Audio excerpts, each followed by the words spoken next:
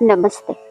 सुबह की प्रार्थनाओं की सीरीज में श्रीमद् रायचंद जी द्वारा लिखित अमूल्य तत्व विचार, ये प्रार्थना आत्म प्रेमियों के हृदय से निकली हुई पुकार है।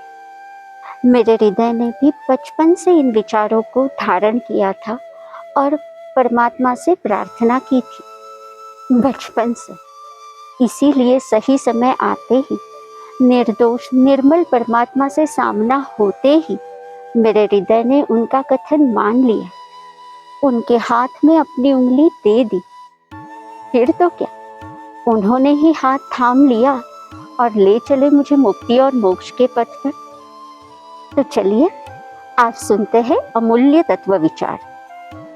बहु पुण्य केरा पुंज थी शुभ देह मानव नो मळ्यो, तोय अडे भव चक्रनो आटो नहीं एके टळ्यो। सुख प्राप्त करता सुख टळेशे, लेश लक्षे लहो। क्षण क्षण भयंकर भाव मरने का अहोराची रहो। अनंत पुण्य कर्मों से मिला ये मानव तन केवल पढ़ाई, नौकरी, शादी, बच्चे, फिर बच्चों की पढ़ाई, उनकी शादी, इसी चक्कर में अगर हमने व्यर्थ गवाया तो 84 लाख के चक्कर से हम कैसे छूटेंगे। हर पल जीवन रेती की तरह हाथ से फिसलते जा रहा है। ये शरीर मृत्यु की ओर दौड़े जा रहा है और इस दौड़ से हमने पाया क्या है। लक्ष्मी अने अधिकार वधता शुभ ज्यूते तो कहो। शु कुटुंब के परिवार थी वधवापणु ए नयग्रहो। वधवापणु संसारनु नरदेह ने हारी जयो। एनो विचार नहीं अहो हो, एक पदम ने हयो। रोज अनचाही भागदौड़ करते करते परिवार बढ़ा, धन बढ़ा, ओहदा बढ़ा, लेकिन इनकी वृद्धि के साथ शरीर भी ढल रहा है। क्या इस पे किसी ने गौर किया? इसीलिए रायचंद जी आगे कहते हैं, निर्दोष सुख निर्दोष आनंद योग में त्यागी भले। ए दिव्य शक्तिमान जे थी जंजीरे थी निकले।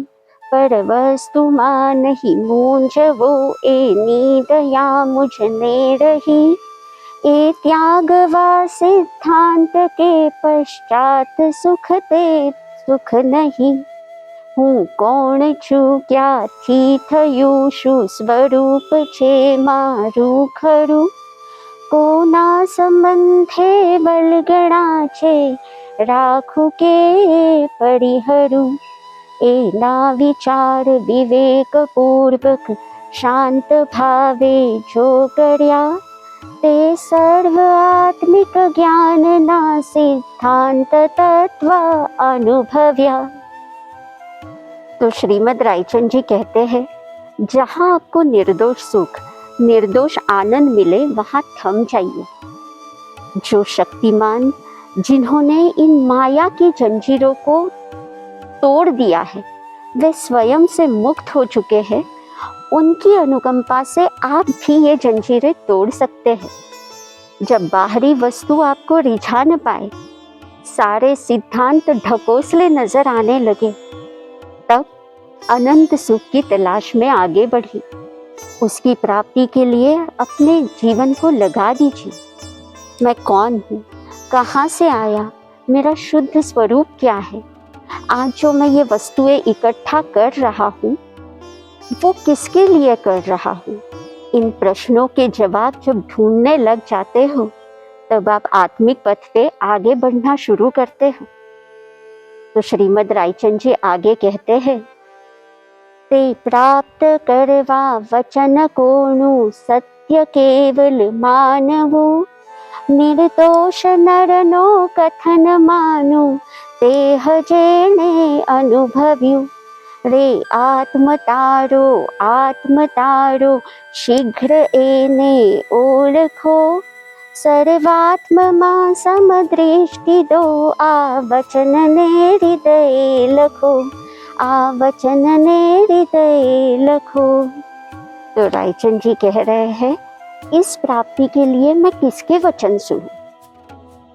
जो निर्दोष नर इस सत्य को जान चुका है, वो आपको इस परम सत्य को जनाने में समर्थ है। इसलिए उस तारणहार को शीघ्र पहचान लीजिए, उनकी शक्ति को शीघ्र पहचान लीजिए और इस समदृष्टि से उनको स्वीकार कर लीजिए। मेरा ये पूर्ण विश्वास है कि अगर उनके विचारों को हम अंकित करेंगे, हृदय में धारण करेंगे, तो वे आपकी प्रार्थना ज़रूर सुनेंगे, क्योंकि इस समय वे धरती पर मौजूद हैं। वे आपकी प्रार्थना स्वीकारेंगे और आपको उस पथ पे आगे बढ़ा देंगे। लेकिन आपको क्या करना है?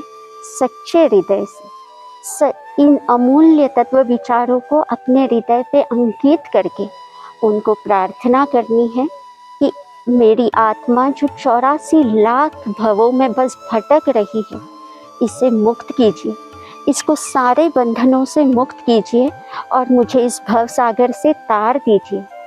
फिर देखिए आपकी प्रार्थना स्वीकार होती है या नहीं। धन्यवाद।